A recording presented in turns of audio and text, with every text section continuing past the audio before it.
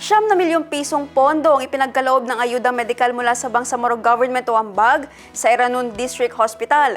Umabot na sa 13,951 individuals ang natulungan ng programa simula nang ipatupad ito sa paggamutan. Ang PPP Story sa report. Muling naglaan ng pondo ang Ambag sa Eranon District Hospital na nagkakalaga ng 9 million pesos.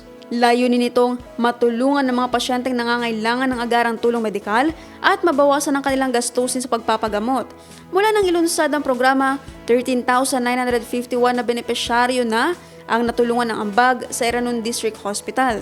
Sa bilang na ito, 88% ang nakinabang sa zero balance billing, kung saan umuwi ang mga pasyente na walang binayaran ni piso sa kanilang hospital bill.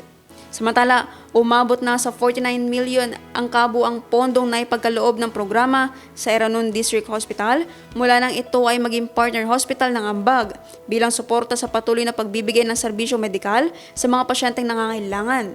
Patunay ito ng patuloy na pagsisikap ng Ambag program na gawing mas accessible ang serbisyong pangkalusugan at maibsan ang pinansyal na pasanin ng mga pamilyang nangangailangan ng tulong sa panahon ng karamdaman.